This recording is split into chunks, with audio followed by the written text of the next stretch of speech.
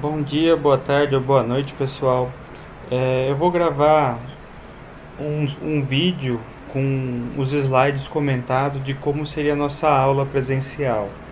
Esse vídeo tem como ideia de eu facilitar aqueles que não puderem participar das videoaulas que eu vou fazer em tempo real, que vocês vão receber por mensagem do WhatsApp ou convite por. No nosso último encontro, a gente terminou com essa definição da BEPRO, junto com uma atividade que vocês ajudaram a definir o que é engenharia de produção, né? Mas de maneira geral, só para relembrar, a gente tem que cuidar de 5 elementos principais, né? Pessoas, materiais, informações, tecnologias e energia. E com isso, com esses 5 elementos, projetar, implementar, melhorar e manter a produção dos sistemas produtivos, seja eles de bens e serviços. Então, a gente vai juntar um conjunto de conhecimentos, habilidades, ferramentas para poder aplicar essas ferramentas nas soluções dos mais diversos problemas que possam aparecer na indústria. Mas com base nessa definição, a gente precisa também definir o que é engenharia, né? E o que faz um engenheiro. Vocês estão entrando agora na universidade, né? Então é extremamente importante talvez explicar que engenharia, usando um termo bonito, né? Uma definição pomposa, nada mais é do que a capacidade de aplicar seus conhecimentos científicos de forma prática a fim de produzir novas utilidades. E o engenheiro é aquela pessoa que tem essa capacidade e vai aplicar esses conhecimentos, né? Seja ele científico, matemático, criativo. Mas a gente pode traduzir essa definição, podemos então traduzir essa definição como o que se vira, se produz, o que se faz, se vira para resolver os problemas que apareçam na sua frente, né? Seja ele qual for. Então, a origem da palavra vem do latim, né? O ingeniare, o ingenium, que é inventar ou inteligência, que é justamente ser inteligente para criar soluções, inventar soluções criativas para soluções do problema. Quando a gente pensa na história da engenharia de produção, a gente tem que retornar, vamos dizer assim, historicamente, lá nos anos 8000 a.C., onde a gente tinha lá uma sociedade, não sei se poderia ser chamada de sociedade, mas os homens pré-históricos que estavam lá buscando se desenvolver, se manter por meio de coletar alimentos da natureza, caçar os animais, entre outras coisas, né? E aí começou o desenvolvimento com a evolução de uma sociedade agrícola, desenvolvimento da agricultura, de ferramentas, de arados, de auxílio de animais, de domesticar os animais. E nessa evolução aí começou a criar sociedades como senhores feudais, a questão de artesãos que produziam produtos, peças únicas, né, sobre encomenda. E aí começou a se criar um movimento social para questões de consumo, de comércio, de troca de valores por produtos adquiridos. E o grande boom, vamos dizer assim, dessa sociedade industrial veio com a primeira revolução industrial, né, que todo mundo começou a uma migração do campo para a cidade para trabalhar nas indústrias e, consequentemente, né, a produzir melhores os produtos, e com isso, nesse boom industrial, começou a surgir os problemas de produção, vamos dizer assim, né, aonde entra a nossa especialidade, né, projetar sistemas de produção e encontrar soluções para os problemas que acontecem nesses sistemas já existentes. Então, a gente tem lá nesse avanço o predomínio de mão de obra especializada, nessa sociedade que busca melhorar as fábricas, melhorar os sistemas de manufatura, questões de sistema de qualidade. Então, se a gente pegar historicamente, teve aí um grande boom com o surgimento das indústrias. A gente pode citar Taylor e Ford, né, como produção de indústrias produção em massa de produtos, né, onde o foco era eficiência. Aí veio uma outra onda com o desenvolvimento do sistema Toyota de produção, onde o foco já era eficácia, otimização da utilização dos recursos, e assim vem a evolução até chegar, vamos dizer assim, na criação do nosso curso, que se deu mais ou menos nessa época onde nessa evolução dos conceitos, né? Então a indústria começou a verificar a importância da organização industrial, começou a ter bases para a gestão do conhecimento e, consequentemente, aí começou a surgir a engenharia industrial, engenharia de produção, engenharia de gestão em vários locais, né? Começou a surgir essa diferença, mas a engenharia de produção e engenharia industrial é semelhante para nós, né? Então, se vocês pesquisarem, os americanos chamam de Industrial Engineer, os ingleses de Production Engineer, cada área vai ter a sua diferença, a sua forma diferente de abordar o que é a engenharia de produção, denominar a engenharia de produção.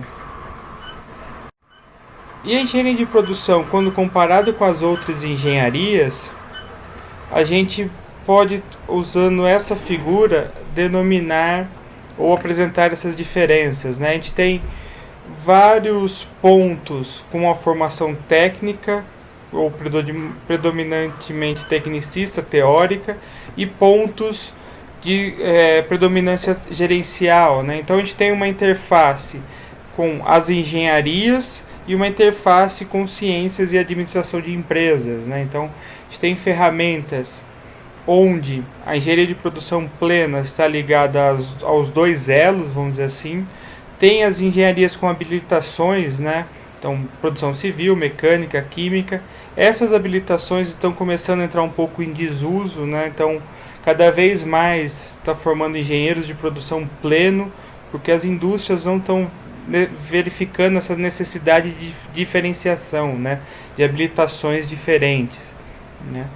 E aí, a grande diferença, vamos dizer assim, nossa engenharia de produção para as engenharias tecnicistas é que elas estão focadas exclusivamente na sua área, seja civil na civil, na mecânica com a parte mecânica, desenvolvimento de motores e tudo mais, elétrica, sistemas elétricos, né? Então, eles focam em elementos que são constituintes de um sistema de produção.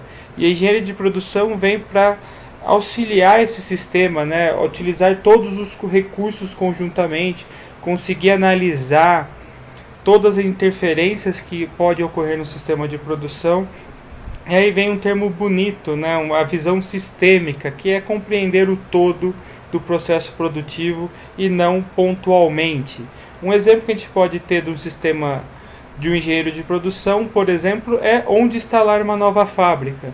O engenheiro civil, mecânico, químico, elétrico, metalúrgico vão auxiliar nesse projeto na construção da fábrica, mas eles não vão ter ferramentas, igual a engenharia de produção possui, para definir o melhor local da instalação dessa fábrica, levando em considerações aspectos logísticos, de aspectos de fornecedores, de mercado consumidores, entre outros que vocês vão ver futuramente, né? Então, o grande diferencial é os engenheiros clássicos são focados nas suas áreas, são tecnicistas, são formações teóricas na sua área, e nós temos um pouco dessa formação teórica e um pouco da parte de gestão, e onde a gente consegue gerenciar de forma sistêmica todo um sistema produtivo, né? Seja ele qual for, né?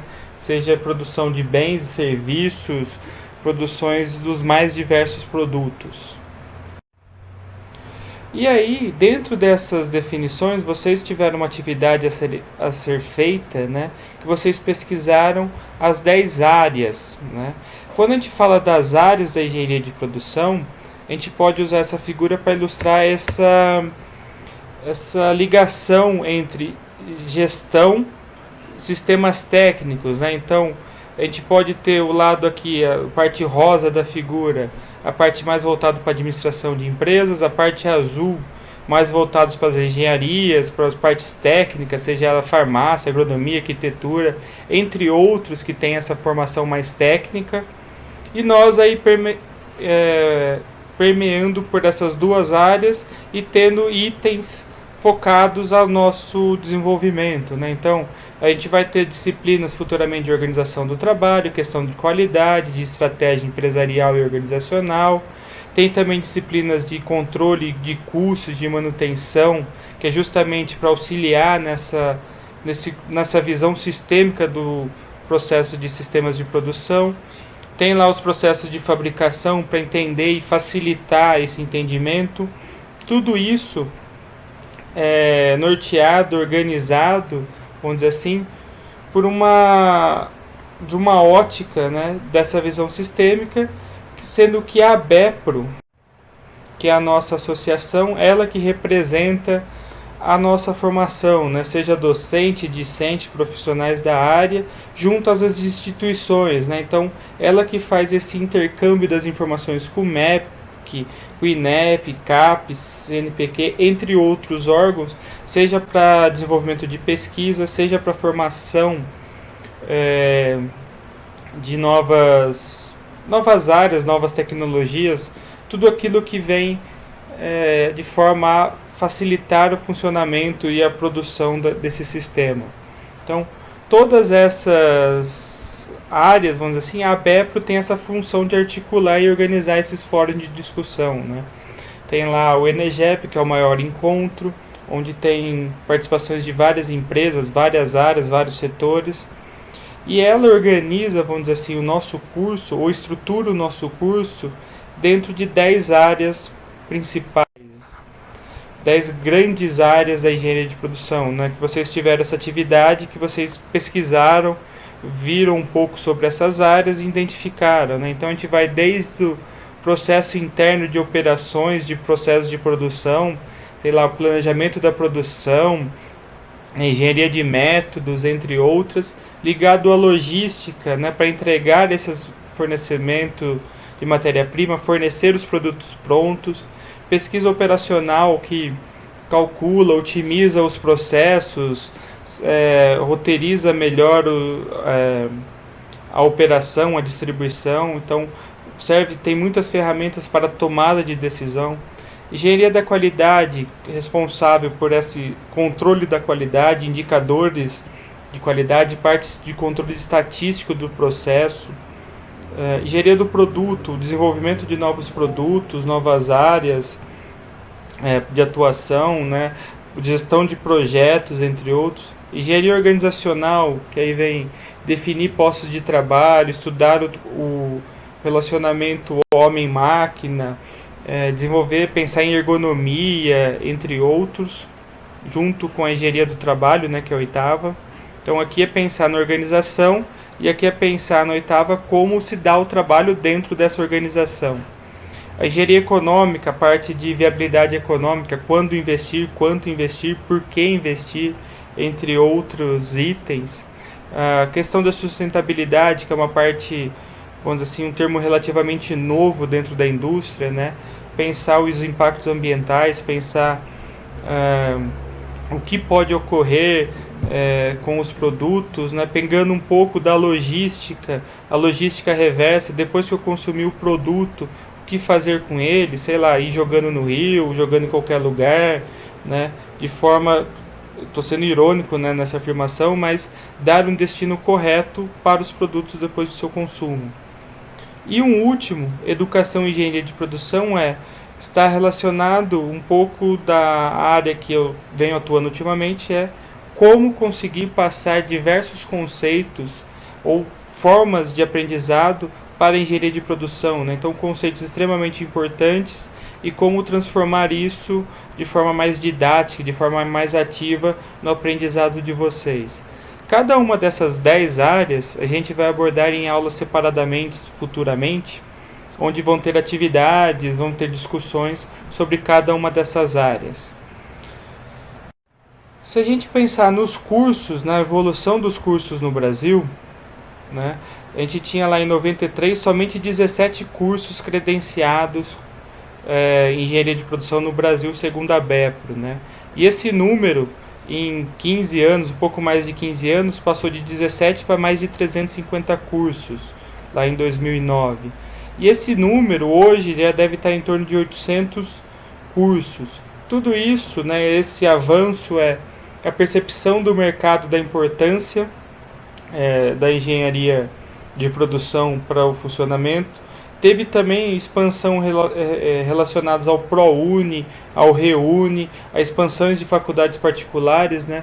Querendo ou não, engenharia de produção é uma das engenharias mais baratas para as universidades particulares ofertarem, né? Que não demandam equipamentos tão caros para realizar, atuar nas áreas mais técnicas. Então, por isso teve uma grande expansão desses cursos, que começou aqui no Brasil lá em 58 com a Poli, teve a FEI em 67, a USP São Carlos em 68, 71 teve a UFRJ, teve a UFSCar também um pouco mais depois em 73, 74. Então, estas 5 universidades que eu falei são as referências nesse setor de engenharia de produção, né? Então, são as que encabeçaram, vamos dizer assim, a criação desse curso, as discussões. Só que esse número elevado, né, esse salto, vamos pôr assim, em 30 anos, de 17 para mais de 800, tem um problema, como pode ver nessa reportagem, que é de 2014, é um pouco antiga, mas ainda é uma realidade, né, que o Brasil sofre com a qualidade dos engenheiros formados, né? Então, estão pensando muito mais na quantidade e esquecendo da qualidade. E esse é um problema que vem enfrentando o nosso curso.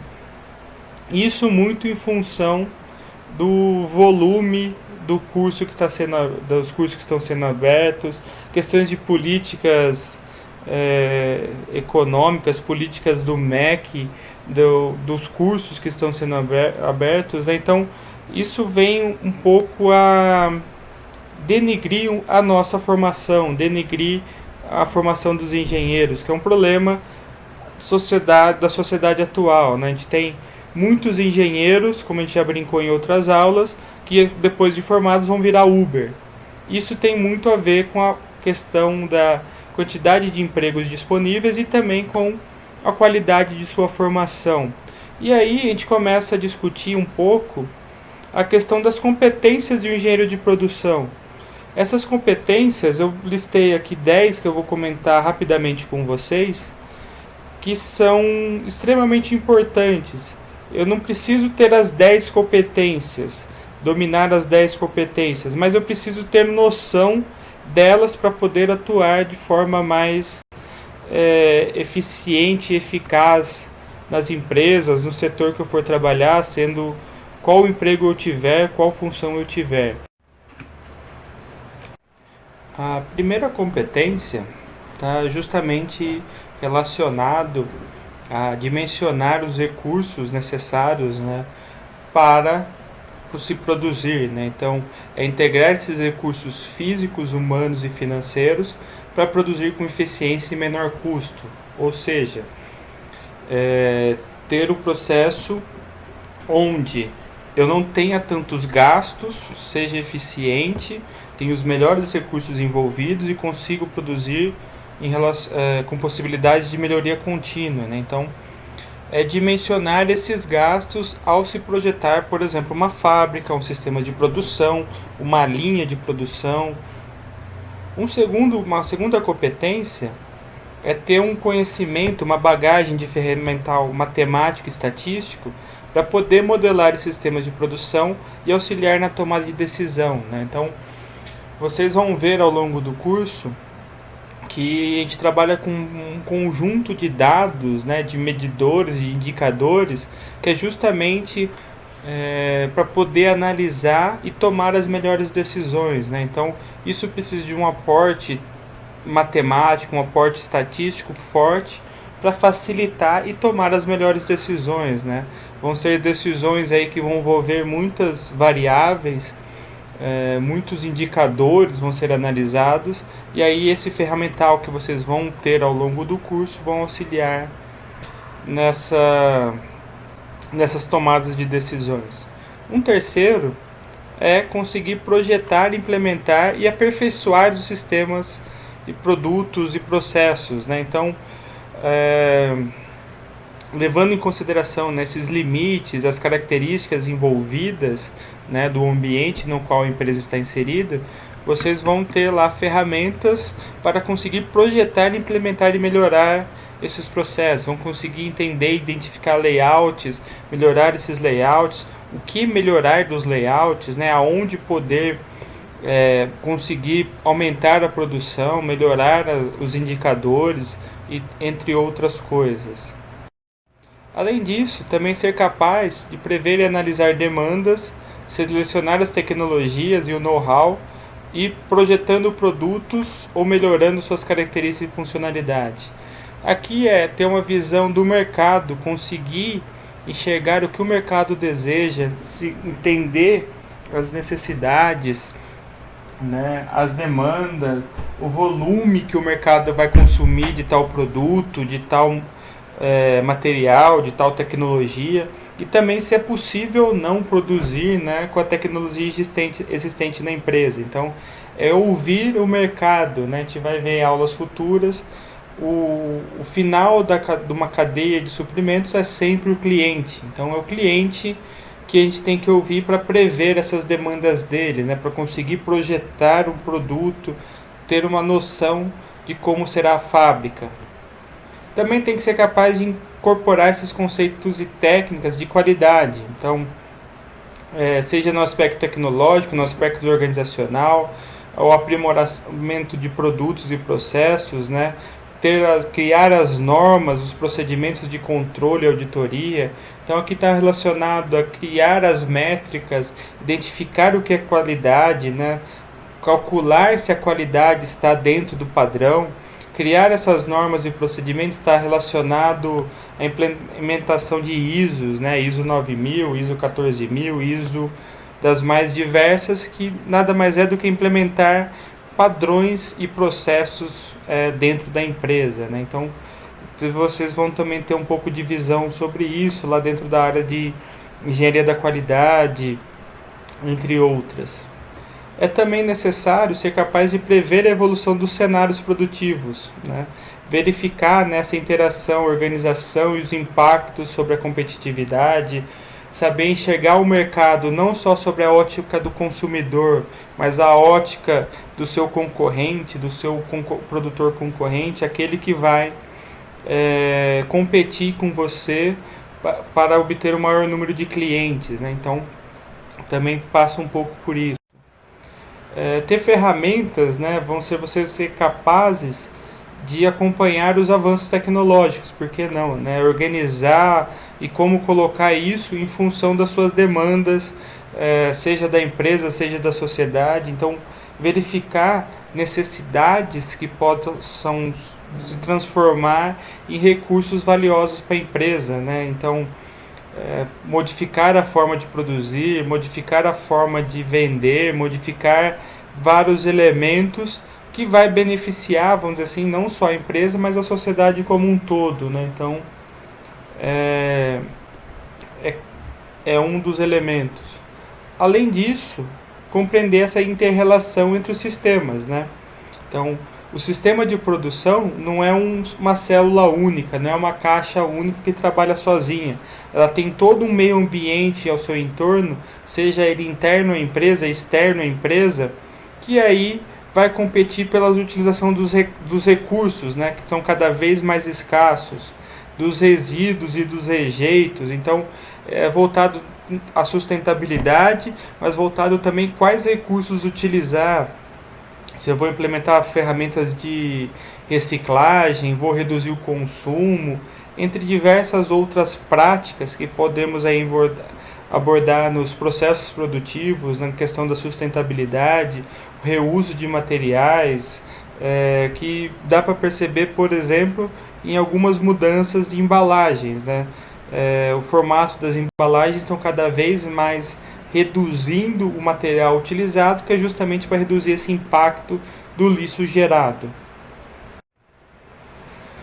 Além disso, capaz de utilizar os indicadores de desempenho, sistemas de custeio, avaliar a viabilidade econômica e financeira. Então, ter noções, ter competências para traduzir os números do processo produtivo em cifrões, vamos dizer assim, né?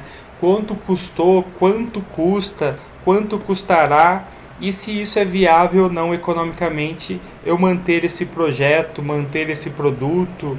Então, tomadas de decisões, por exemplo, que vocês vão verificar a viabilidade econômica, se continua ou não a produzir o produto A, B ou C, se renova o produto, se não renova. A gente pode brincar um pouco com as gerações de carro, né? Carro está saindo agora, todo ano sai um modelo novo. Mas será que essas alterações é para chamar o público ou é para trazer talvez melhores retornos financeiros para a montadora, né? É um ponto que a gente pode discutir mais para frente quando a gente falar da parte da engenharia econômica. Vocês vão ter disciplina só sobre isso também no futuro. E por fim, mas não menos importante, ser capaz de gerenciar e otimizar o fluxo de informações. O principal, não é o principal, mas um dos principais itens, ou que está lá na definição, é informação. Para qualquer tomada de decisão, a empresa precisa dessas informações bem estruturadas. Então, seja de demanda do mercado, seja do processo produtivo, da capacidade produtiva, os indicadores, né, de volume de produção, volume de lixo gerado, entre outras. Então, otimizar esses fluxos de informações para poder se adequar à empresa à melhor tomada de decisão, que é uma das capacidades que eu já comentei anteriormente, né? Então, ter ferramentas, ter conhecimento dessas 10 competências. Como eu falei, não é necessário dominar as 10. Vocês vão provavelmente escolher uma delas para atuar com mais afinco. Mas todas elas, vocês em algum momento do curso vão ser apresentados a ferramentas que vão poder ser utilizadas, né? E aí lembrando sempre da questão da visão sistêmica.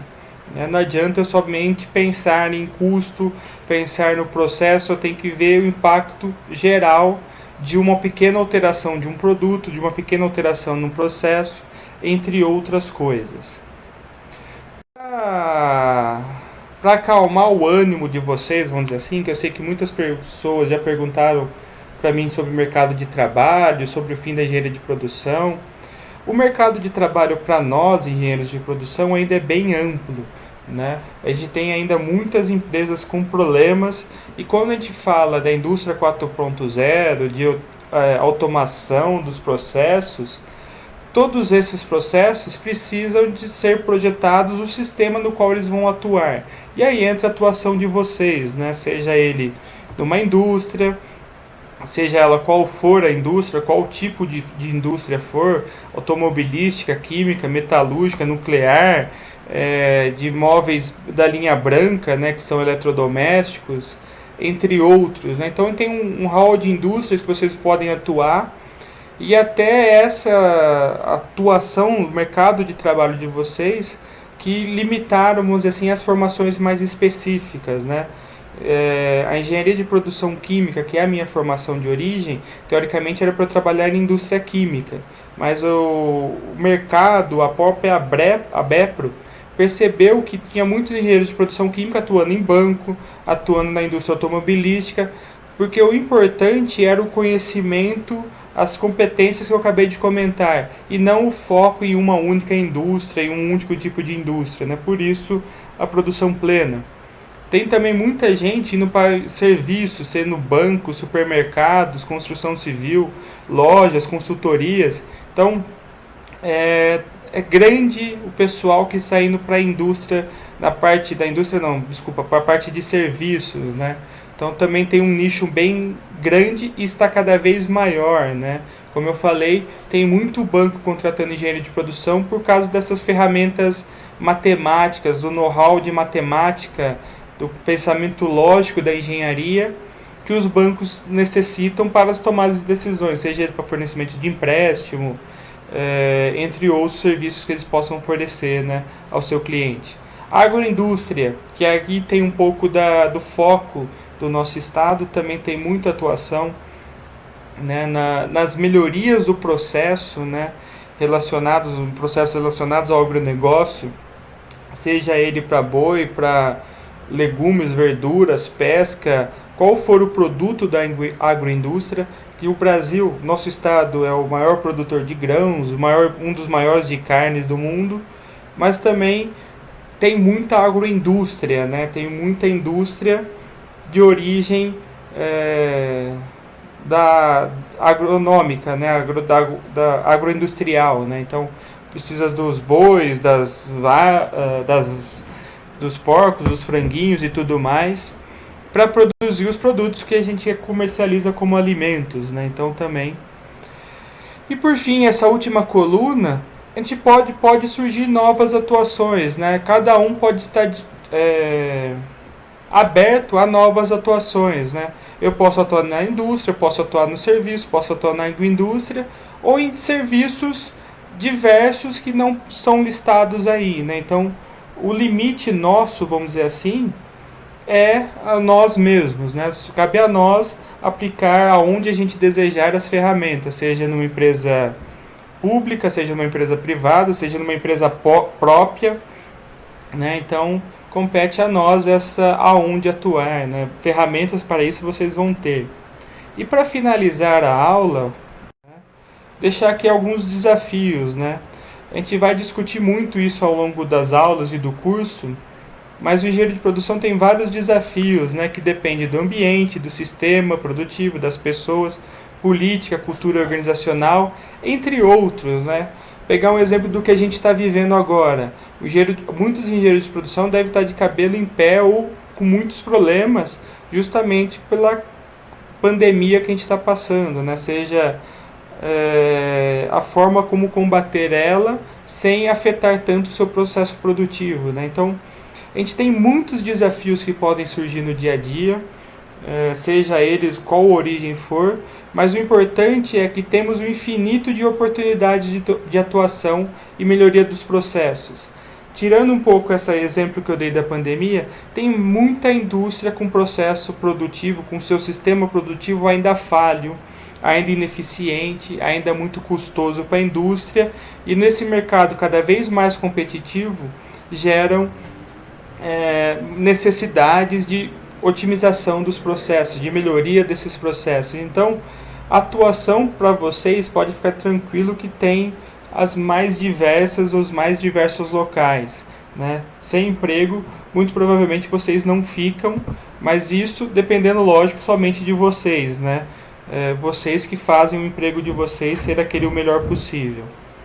E deixar a última mensagem, a gente passou essa figura, né, a última aula que a gente teve presencial, né? Eu espero que muitos de vocês sejam igual essas pessoas do carrinho, mas o mais importante do ser as pessoas do carrinho é saber entender aonde vocês estão, né? E aí essa outra figura ilustra mais. Para vocês conseguirem chegar no carrinho, vocês vão ter que entender o seu processo produtivo e ouvir as pessoas do chão de fábrica, né? Não adianta nada tomar decisões sem ouvir essas pessoas que são as que vão produzir, são aquelas que vão gerar os indicadores necessários para o seu processo de maneira geral, né? Então fica uma reflexão aqui. Não adianta nada vocês quererem ser somente as pessoas do carrinho se vocês passarem por cima das principais pessoas que vocês têm que ouvir, né? Então, por hoje era isso, né? Por esse vídeo. A gente volta a discutir nas próximas aulas outras áreas, as áreas da engenharia de produção e temas de importância para a formação de vocês. Até qualquer hora.